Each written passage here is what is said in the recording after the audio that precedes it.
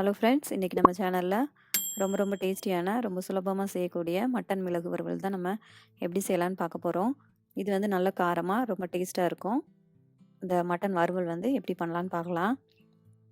First இதுக்கு வந்து சிம்பிளாக ஒரு மசாலா அரைச்சி எடுத்துக்கலாம். இப்போ ஒரு மிக்ஸி ஜாரில் 2 டீஸ்பூன் அளவுக்கு மிளகு சேர்த்துக்கோங்க. அடுத்ததாக இதில் ஒரு பட்டை இந்த அளவுக்கு சேர்த்துக்கோங்க. அடுத்தது 3 கிராம்பு, ஒரு ஏலக்காய் இதை நம்ம சேர்த்துட்டு இப்போ வந்து நல்லா பொடியாக அரைச்சி எடுத்துக்கலாம். இப்போ அரைச்சி எடுத்தாச்சு. இப்போ இது இருக்கட்டும். இப்போது குக்கர் வச்சுக்கோங்க. இதில் வந்து 2 டேபிள் ஸ்பூன் அளவுக்கு எண்ணெய் சேர்த்துக்கோங்க. நான் இன்றைக்கி நல்லெண்ணெய் சேர்த்துருக்கேன். எண்ணெய் நல்லா சூடானதும் இதில் 1 டீஸ்பூன் அளவுக்கு சோம்பு சேர்த்துக்கோங்க. அப்புறமா 3 பச்சை மிளகாய், அப்புறம் கொஞ்சம் கருவேப்பிலை இதை சேர்த்துட்டு கொஞ்சம் நேரம் நம்ம வறுத்து எடுத்துக்கலாம். இப்போ இது வறுத்தாச்சு. இப்போ இதில் வந்து ஒரு 15லேருந்து 20 சின்ன வெங்காயம் சின்னதாக கட் பண்ணி இதில் சேர்த்துக்கோங்க. பெரிய வெங்காயம் சேர்க்குறத விட சின்ன வெங்காயம் எப்போவுமே நம்ம எல்லாத்துக்குமே சேர்த்தோம்னா இன்னும் நல்லா டேஸ்ட்டாக இருக்கும். இப்போ இதில் வெங்காயம் வதங்குறதுக்கு தேவையான அளவுக்கு உப்பு சேர்த்துட்டு இப்போ இந்த வெங்காயம் வந்து நல்லா பொன்னிறமாக வர வரைக்கும் நம்ம வதக்கி எடுத்துக்கிடலாம். இப்போ வெங்காயம் நல்லா வதங்கிருச்சு. இப்போ இதில் 1 டேபிள் ஸ்பூன் அளவுக்கு இஞ்சி பூண்டு பேஸ்ட்டு சேர்த்துக்கோங்க. இப்போது இந்த இஞ்சி பூண்டோட பச்சை வாசனை போகிற வரைக்கும் நல்லா நம்ம வதக்கி எடுத்துக்கிடலாம். இப்போ இது நல்லா வதங்கிருச்சு.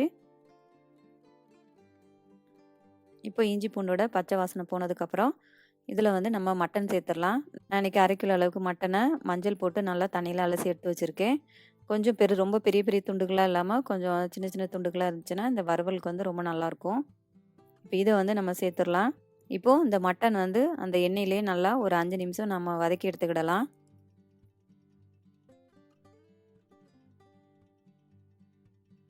இப்போது ஒரு 5 நிமிஷம் ஆயிடுச்சு. இப்போ இதில் 2 டீஸ்பூன் அளவுக்கு மல்லிப்பொடி சேர்த்துக்கோங்க. அடுத்ததாக 1 டீஸ்பூன் மிளகாய் பொடி. அடுத்தது நம்ம அரைச்சி வச்சுருக்கிற மிளகு பொடியை சேர்த்துக்கிடலாம். இப்போ இதில் தேவையான அளவுக்கு உப்பு சேர்த்துக்கோங்க. இப்போ இதை வந்து நல்லா கலந்து விட்டுடலாம். இதை நல்லா 2 நிமிஷத்துக்கு நல்லா வதக்கி எடுத்துக்கோங்க. இப்போ இதில் வந்து தண்ணி 1/2 கப்லேருந்து 3/4 கப் அளவுக்கு ஊற்றிக்கிடலாம். உங்கள் மட்டன் வேகிற அளவுக்கு உள்ள டைம் பொறுத்து நீங்கள் தண்ணி சேர்த்துக்கோங்க. நல்லா கலந்து விட்டுடலாம். இப்போ இது நல்லா கொதிக்கட்டும். இப்போ நல்லா கொதிக்க ஆரம்பிச்சிருச்சு. இப்போ ஒரு தடவை நல்லா கலந்து விட்டுட்டு குக்கரை வந்து மூடி வச்சுருங்க. குக்கர்லேருந்து ஆவி வெளியில் வந்ததும் நம்ம வந்து வெயிட் போட்டுடலாம்.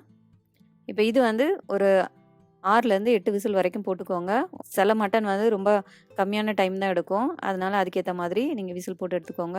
இப்போது ஸ்டீம் எல்லாம் நல்லா ரிலீஸ் ஆனதுக்கப்புறம் குக்கரை திறக்கலாம்.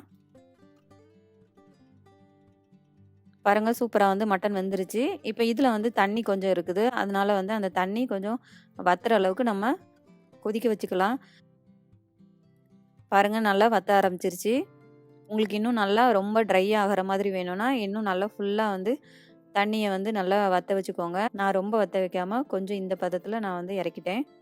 உங்களுக்கு இன்னும் நல்லா ட்ரையாக வேணும்னா திரும்ப கூட கொஞ்சம் நேரம் நல்லா வற்ற வச்சுக்கோங்க. இப்போ இதில் கொஞ்சமாக கருவேப்பிலை சேர்த்துக்கோங்க. அப்புறம் கொஞ்சமாக கொத்தமல்லி இலையும் சேர்த்துக்கோங்க. இப்போ இதை நல்லா கலந்து விட்டுறலாம். அவ்வளோதாங்க, சூப்பரான காரசாரமான மட்டன் மிளகு வறுவல் வந்து டேஸ்ட்டாக ரெடி ஆயிடுச்சு. நீங்களும் உங்கள் வீட்டில் மட்டன் எடுத்தால் இந்த மாதிரி ஒரு தடவை செஞ்சு பாருங்கள். ரசம் கூட வச்சு சாப்பிட்றதுக்கு ரொம்ப நல்லாயிருக்கும். ரசம் மட்டும் இல்லாமல் இட்லி, தோசை, அப்புறமா புலாவ், பிரியாணி இப்படி எது கூடனாலும் வச்சு சாப்பிட அவ்வளோ டேஸ்ட்டாக இருக்கும். உங்களுக்கு இந்த வீடியோ பிடிச்சிருந்துச்சின்னா கண்டிப்பாக லைக் பண்ணுங்கள், கமெண்ட் பண்ணுங்கள், ஷேர் பண்ணுங்கள். முக்கியமாக மைதா இல்லாத, சீனி இல்லாத ரெசிபிஸ் பார்க்கணுன்னா என்னோடய யூடியூப் சேனலை சப்ஸ்கிரைப் பண்ணிக்கோங்க. அப்படியே பக்கத்தில் உள்ள பெல் சிம்பிளையும் ப்ரெஸ் பண்ணிக்கோங்க. அப்புறமா என்னோடய ஃபேஸ்புக் பேஜையும் லைக் பண்ணி ஃபாலோ பண்ணிக்கோங்க. தேங்க்யூ.